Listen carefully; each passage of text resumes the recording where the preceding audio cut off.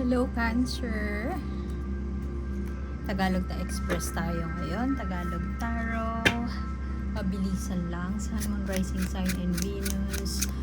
Para sa sign ng Cancer, March 2024. General reading tayo. Maaaring hindi makarelate. Isa lang makarelate. Okay lang yon. Subscribe ka na lang para sa mga susunod, para maabutan mo yung mga susunod na readings. Pwede din na check out mo yung YouTube page, High Fives Tarot. Pwede din sa Instagram. At nandun yung link sa YouTube. May English readings ako doon. So, Cancer. Tungkol saan ito? I'm guessing career, pero pwede ding love life. Tinatry mo na maging patient sa mga nangyayari, ganap sa buhay mo. Pero, bakit parang similar sa energies ng Leo? Nag-invest sa isang bagay na antay ang return on investment, pero parang may lugi yata. Or merong nagawa ang isang family member, ang partner, na bagay na ikina-disappoint mo. Ikaw to, Chariot. Success, investing into something big.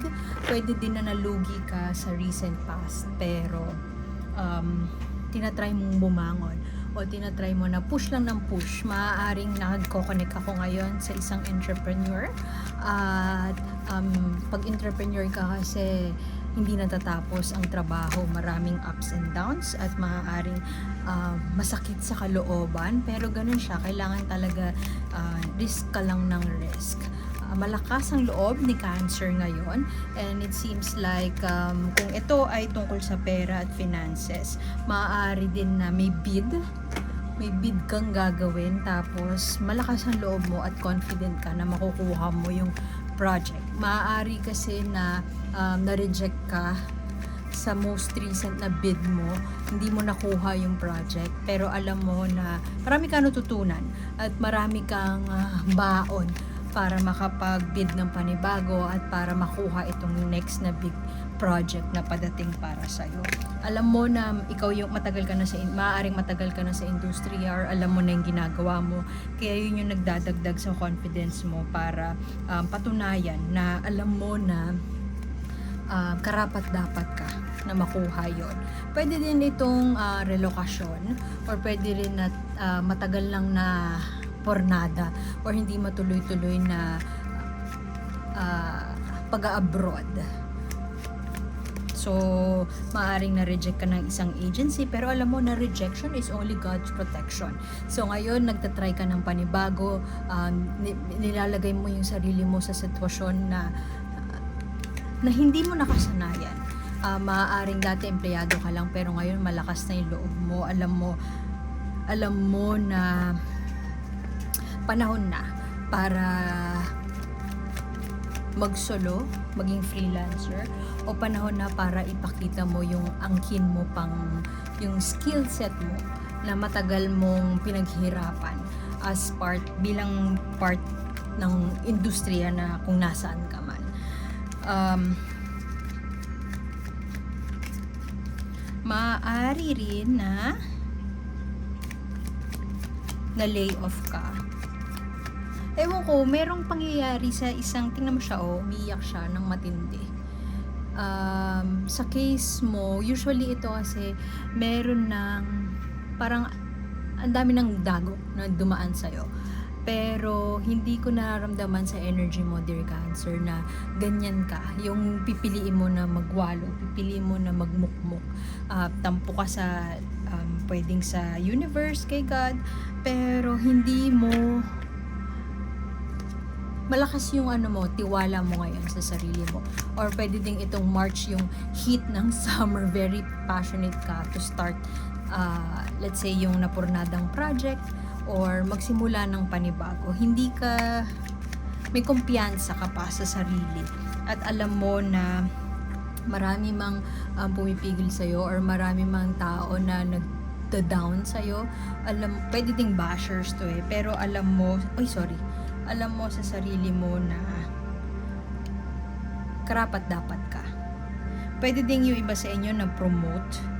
So, may chance ka na sumama sa trip abroad, or trip somewhere sa Pilipinas, Cebu, ganyan, Davao, travel for work. Tapos ang dami mong bashers sa promotion na ito, pero pinatunayan mo yung sarili mo na deserve mo yun, at matagal mo na tong inihintay, matagal mo na siyang pinagsumikapan, matagal mo na siyang ginawa, pinaghirapan. At para sa inyo, kung nandito ka sa love life, maaring marami kang tatanggihan sa March. Masyado kang nakafocus sa trabaho or project or whatever itong gusto mong simulan. Maaari kasing yung motivation mo para magsimula ng bago is yung rejection sa'yo sa past. So, dun ka nakafocus ngayon. Whatever offer, pwede din kasi na umalis ka na, nag-resign ka na sa corporate job mo. Pero meron pa ring offer na ibibigay sa'yo, or may offer na padating, same company, pero hindi mo tatanggapin kasi pwedeng masyado ng toxic, or alam mo na oras mo na para mag-venture sa bagong bagay. Maaaring yun nga, mag-abroad or mag-freelance na.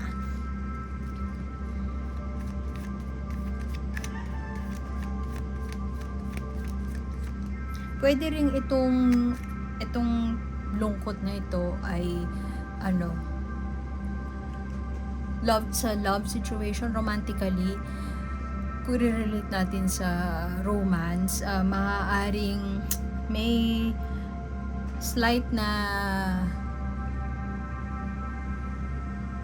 hindi pagkakasunduan between you and your partner, at gusto mong mag-alsa balutan, gusto mong umalis, at for the longest time hindi mo ginawa na piliin ang sarili mo, pero ngayon maaaring nakapag-ipon ka na enough para makaalis. At pwedeng Capricorn ang kadil mo or ang partner mo. Kung sino man yung may disagreement ka, pwedeng Capricorn. Pwede din na nahihirapan ka magdesisyon na umalis, workman, or basta gusto mo lang umalis. Nahihirapan ka or ang balakid sa pag-alis mo is yung partner mo. Pwedeng yung iba sa inyo gusto na nga mag-venture into a new career path, pero yung partner mo ayaw mong iwan, or perhaps ginigil trip ka pag aalis ka, kung ano-ano sinasabi sa'yo, pero alam mo na, medyo in denial ka pa nga siguro na oras na para umuo ka naman para sa sarili mo, or gumawa ng bagay na patagal mo nang gustong gawin. Kasi sa ngayon parang marami pang temptation. Speaking of temptation, pwede din kasi na yung iba na gusto mag-alsa balutan at umalis dun na sa relationship, pwede din na nagkaroon ng temptation yung partner nyo and nag-give in sila sa temptation na yun. And yun yung bagay na ikinasama ng loob mo. Pero sa ngayon alam mo na trapped. Sa ngayon alam mo na, parang 20% lang ng sarili mo yung gusto nung umalis, pero alam mo na oras na para umalis ka. Karamihan sa inyo, kung love situation to, pwede din kasing career na yung trabaho, hindi kayo makaalis-alis sa trabaho nyo. Merong alam ba yung pwede kasing hindi toxic yung mga katrabaho mo, pero hindi mo namamalayan na toxic na pala. Ano yung example ng toxic? Halimbawa, papahirapan ka, like duty ka 16 hours. Tapos, sa moment na yun na kailangan mong mag-duty dahil stress sila, ginagawa ka nilang sponge ng stress nila. At as after nun, parang walang nangyari. O kaya, lalambingin ka ng boss mo or ng partner mo. Regardless ko anong sitwasyon, generally ganun, lalambingin ka para lang gawin mo yung gusto nilang mangyari. At wala silang pakialam kung ano yung decision mo or choice mo na tingin mong makakabuti sa'yo. So, marami kang tatanggihan. Karamihan torn or hindi makapagdesisyon sa pag-alis kasi nasa sitwasyon ka na parang ipit ka, maraming nahihirapan ka mag-isip, magdesisyon. Kadalasan hindi mo tinatago mo lang yung hinanakit mo. May tampo sa katrabaho, may tampo sa partner, pero kadalasan ayaw mong sabihin. Tinatago mo lang sa sarili mo kasi tingin mo mag-aaway kayo kapag sinabi mo. So, minsan or kadalasan sinasabi mo na hindi ko na lang sabihin kasi away lang to. Pero mukhang merong magme-message sa'yo or yun nga, mag-o-offer ng magbibigay ng opportunity sa'yo. Pero malaki, may chance na tanggihan mo. Kasi nga, hindi ka mabubuhay nang wala yung partner mo sa tabi mo. Yung ganun. Natatakot ka na iwan yung mga mahal mo sa buhay, natatakot ka magsimula ng panibago. Pero ito ka Cancer, malakas yung kumpiyansa mo sa sarili. Pero minsan, ikaw mismo, tama ba to? Mapapaganon ka. Ikaw mismo kino-question mo yung kakayahan mo. Parang may tug of war sa desidido ka na.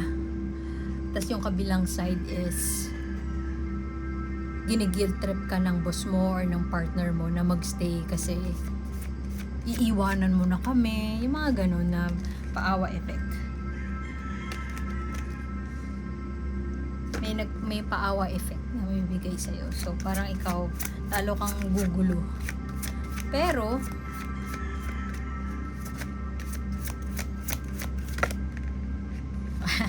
kundo, wish, kung ano man yung wini-wish mo, kung ano man yung desire ng puso mo ngayon, ibibigay siya sa'yo ng universe.